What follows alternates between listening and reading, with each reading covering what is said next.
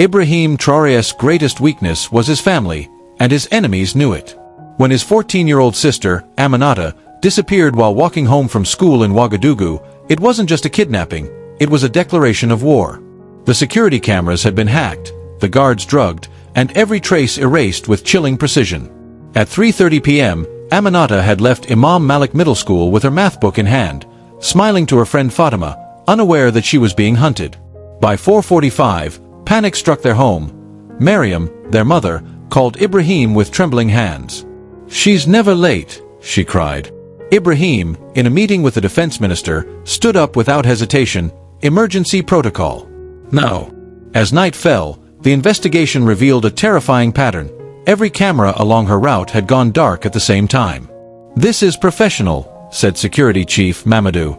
2 guards assigned to her protection were found unconscious.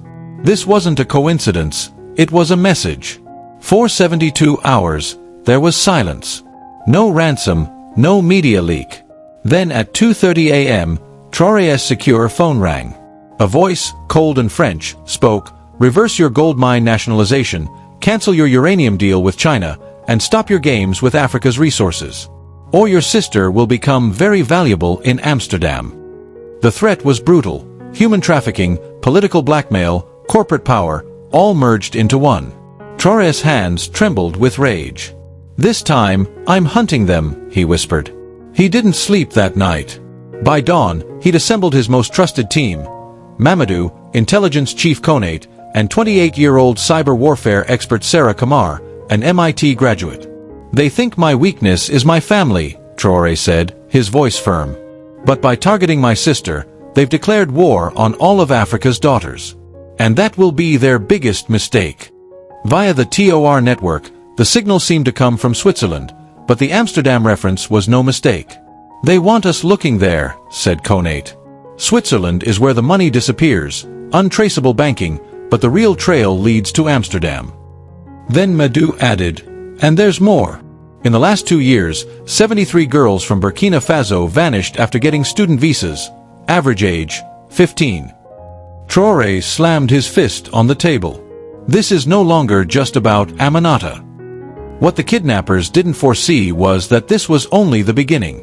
On day 5, Traoré shocked the world with a bold move, a televised speech that ignored every diplomatic playbook.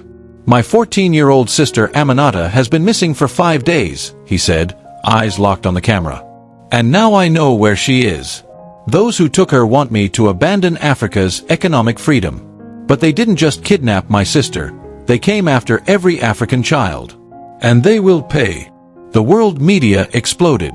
This kind of thing was usually hidden, silenced, but Traoré dragged it into daylight. Africa erupted in support.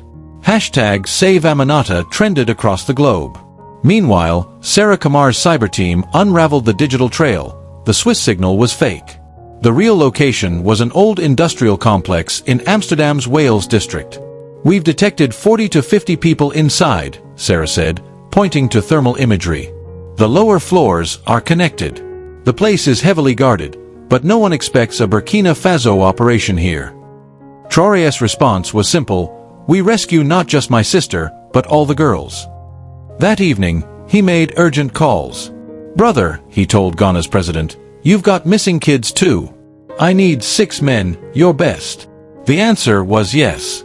Mali and Senegal offered the same. By night 6, 18 elite soldiers from 4 African nations entered Amsterdam as tourists. No media, no explosions. This wasn't Hollywood. It was a silent, precise strike. Sarah's team disabled the building systems. At 3:02 a.m., the mission began. Alpha Team, rear secured. Bravo Team, side clear. Charlie Team, visual on target. Traoré listened from Ouagadougou, heart pounding. Minutes crawled. First floor, 12 girls found. Basement, 8 more. Charlie Team. Charlie Team. Aminata found, alive. Tears fell down Traoré's face, but it wasn't over. Multiple local operatives captured, came the final report. But Sarah's financial trace points to far bigger names.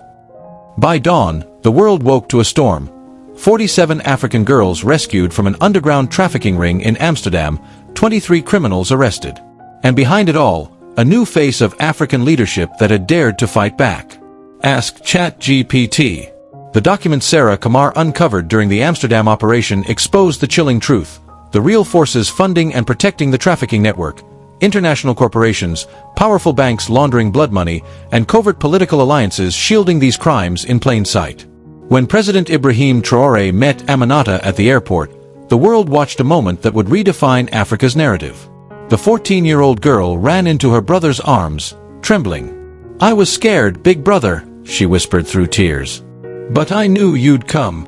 Holding her close, Traoré replied, "And I will never leave you alone again." But this reunion wasn't just personal, it was history unfolding. Cameras flashed, microphones hovered. "I didn't just rescue my sister," Traoré declared to the global press, Aminata's small hand in his. "I rescued 47 children. And I've shown the world, if you touch Africa's children, you will be held accountable." Then, raising the files in his hand, he continued, "These documents reveal everything. The companies financing this horror, the banks washing their crimes, the networks shielding them." Europe trembled. Investigations erupted across the Netherlands. Political leaders in France and Belgium faced resignations, accusations, and shame. But Traoré's eyes were set on something greater. Speaking at the African Union Summit, he declared, "This wasn't just a rescue mission. It was an awakening. They steal our children because they seek to steal our future, our gold, our land, our dignity."